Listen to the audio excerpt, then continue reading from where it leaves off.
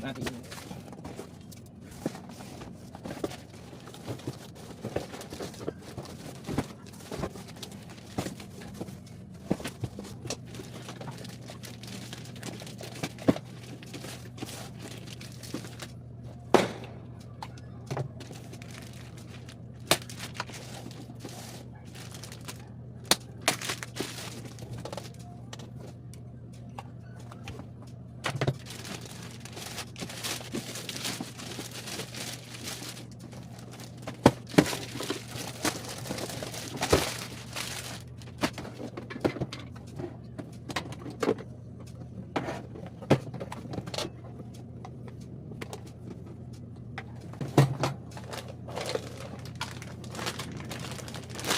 Handle sa kalak, manual, Tamiya. Original Tamiya parts siya. Divider, may divider na siyang kasama.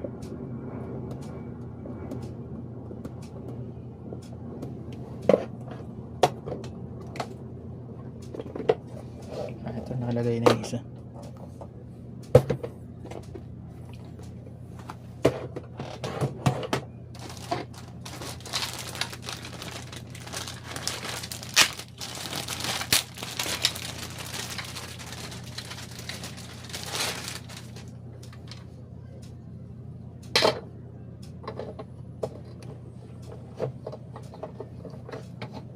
Pinapasok lang itong lock, slide lang yung lock niya.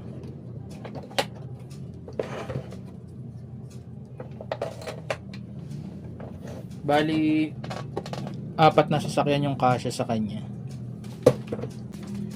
Tapos may yung compartment niya, maganda na yung compartment niya, maluwag na, marami ka nang malalagay. May division na rin to. Mukhang solid naman yung gawa.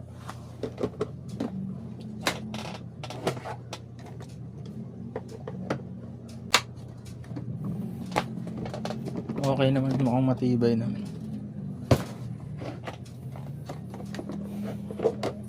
Tapos pwede siyang hiwalayin.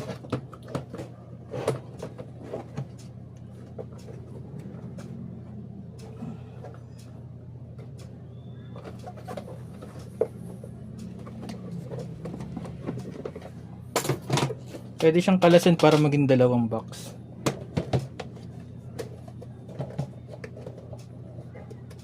Ayan. Sundutin niya lang sa ilalim to yung lock niya para umangat. Ayan, para madaling mahatid. Magiging dalawang lagayan na siya.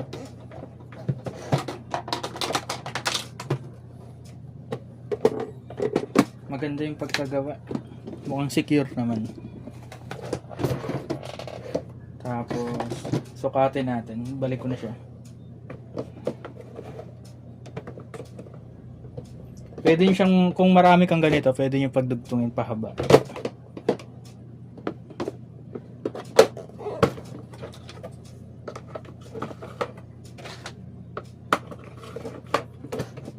Sukatin muna natin kung gaano kalaki.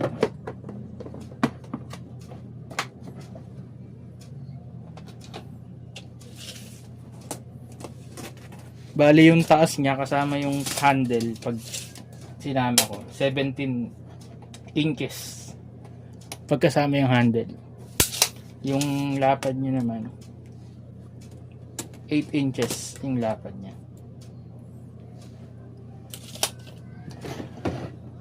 Yung taba 6 inches, sakto yung mga sukat niya. Bali 17 din tong taas niya kasama tong hawakan. Ito, tapos yung lapad niya dito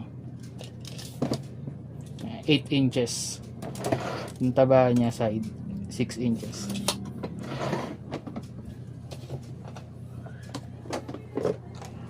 Tingnan natin kung kasya tong kasama yung checker. Mukhang sakto naman kasama yung checker.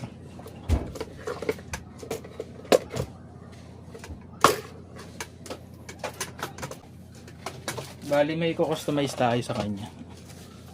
Kasi kaya natin hanggang maging 6 to na sasakyan yung kasya.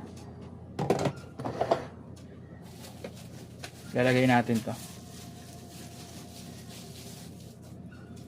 Ayan. Bali acrylic divider na nabibili sa online.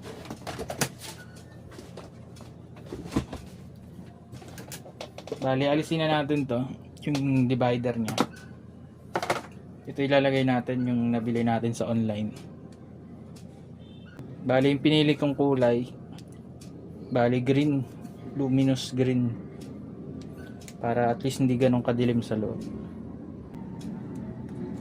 Tanggalin ko lang muna yung mga balat nya.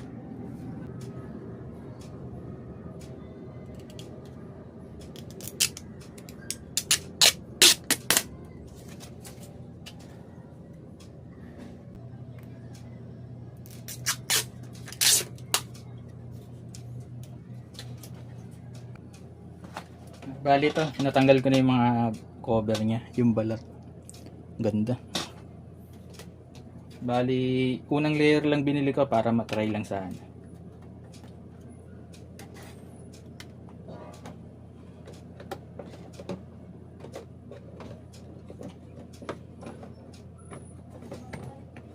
Grabe, saktong-sakto. Ngayon, ito try natin mamaya yung mga kotse natin kung kakasya dito.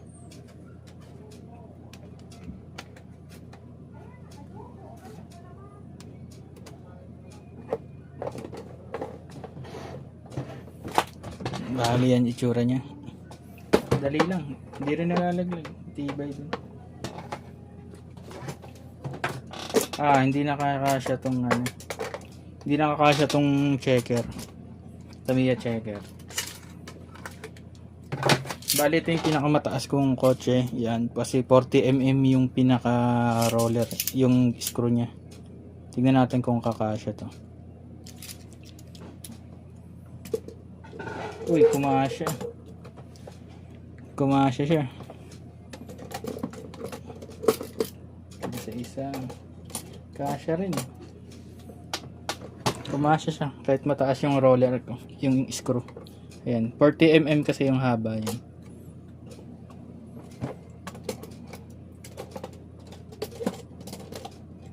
Kasya. Itong isa ko sumabit yung pinakauluhan. Itong kabila. Pwede ko palang i-atras. Inatras ko. So, pumasok siya. I-atras ko para mailabas ko. Ito pwede kong dikitan to. Para hindi gumagalaw. Ayos to, sakto.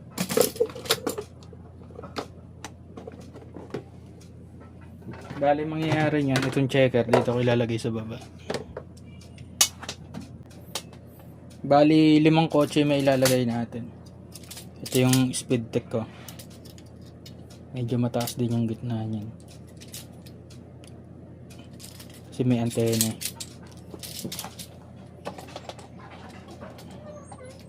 Kasya. Ito yung tira-tira na parts. Pan-testing ko lang. Kasya rin. Sakto. 5 kotse may ilalagay ko ngayon.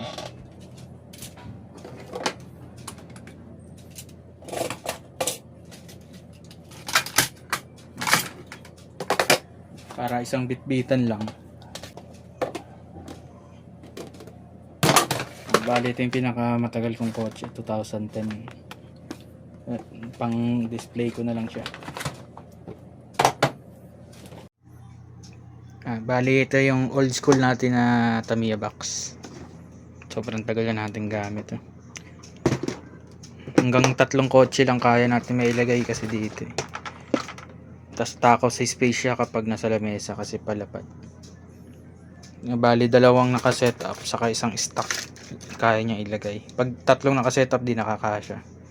Bali ito yung pinakabagong Tamiya kit box. Ayan. Tamiya box. Kagandahan sa kanya, maluwag siya. Pag mag-build ka, patong mo lang dyan yung Tamiya mo. Okay, nakita mo kaagad. Tapos maraming auto pan may ilalagay. Bali tapos ko nang i-customize yung ilagay natin. Ilagay natin siya ng mga design para hindi boring tignan. Tapos yung pag-ayos sa loob, pakita ko lang paano ko napagkasya. Bali lahat ng tools ko nagkasya naman dito. Gulong,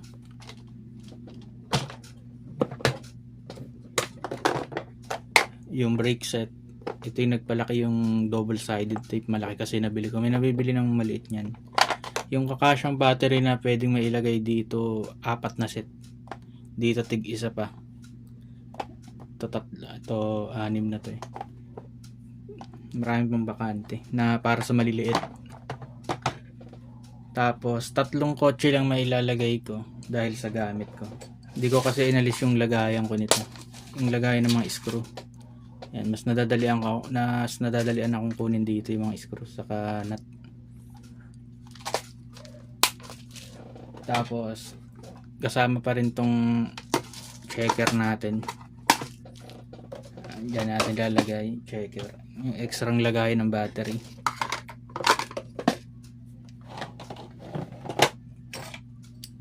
Ilalagay ko rin to yung sa wheel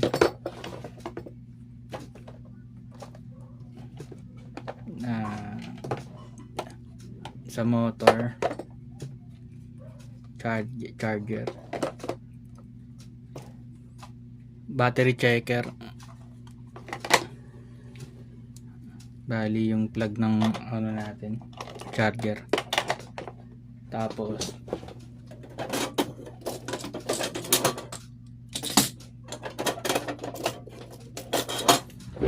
3 auto yung nailagay natin, kayang ilagay. Kinostomize natin tong pinakalagayan, nilagyan ko ng foam na manipis. Yung ganitong foam lang yan. Sa pag umorder kayo sa mga online, meron yan. Yan, para kahit maalog-alog hindi siya tutunog. Mas madali pa rin kunin, madali pa rin ilagay. Yan, basta wag nyo lang eksakto, unti lang kailangan, para hindi lang tumunog. Yan, kahit maalog-alog hindi siya matunog sa loob. Yan, kasya pa rin lahat sila.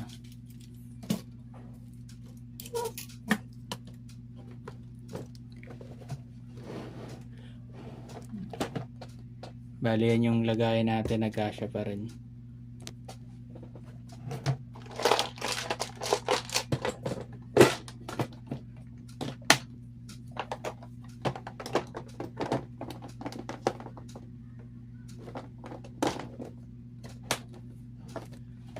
Yan. Sakang sakto pa rin. Ang bigat dalin pala nito. Tipid na sa space kapag nasa laruan na kayo kasi nakatayo siya.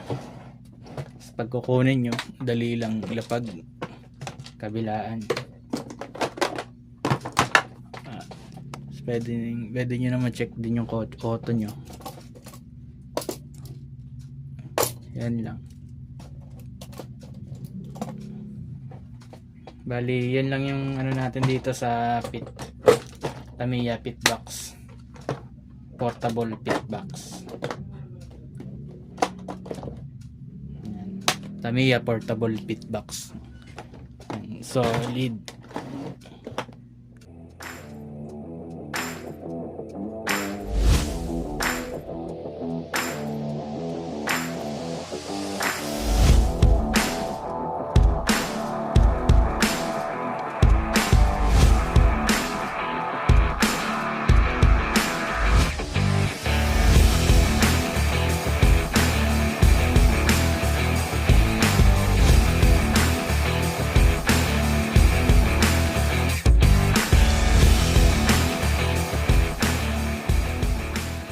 Bali yan yung review natin para sa portable pit box ng Tamiya.